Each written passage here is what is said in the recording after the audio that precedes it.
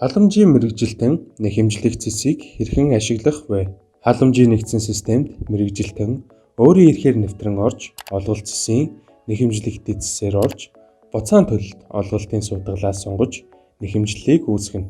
Буцаан төлөлт хэсгийн нэхэмжлэх үүсгэх товч дээр дарж, гарч ирсэн талбарт нэхэмжлэх үүсгэх иргэний регистрийн дугаарыг оруулан хайх товч дарсны дараа тухайн иргэн дээр бүртгэлтэй үйлчилгээний жагсаалт гарч ирэх бөгөөд жагсаалтаас нэхэмжлэх үүсгэх үйлчилгээг сонгоход иргэний олголтын түүх жагсаалтаар харагдах ба үйлдэл товч дээр дарж гарч ирсэн талбарт нэхэмжлэх мөнгөнд дүнг оруулан оруулах товч дарж тайлбар бичиж үүсгэх товчийг дарж нэхэмжлэл үүсгэнэ.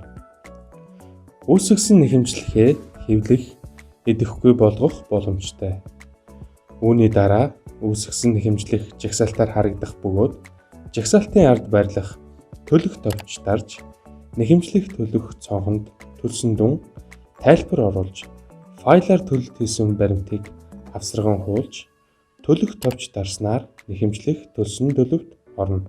Олголтын суутгал хэсгийн суутгал үүсгэх товч дээр дарж гарч ирсэн талбарт суутгал үүсгэх иргэний регистрийн дугаарыг оруулж хайх товч дарсны дараа тухайн иргэн дээр бүртгэлтэй үйлчилгээний жагсаалт гарч ирэх бөгөөд жагсаалтаас суутгал үүсгэх үйлчилгээг сонгоход иргэний олголтын түүх жагсаалтаар харагдах ба үйлдэл товч дээр дарж гарч ирсэн талбарт суутгах мөнгөнд дүнг оруулан оруулах товч дээр дарж тайлбар бичиж үүсгэх товчийг дарж суутгах нэхэмжлэх үүсгэнэ.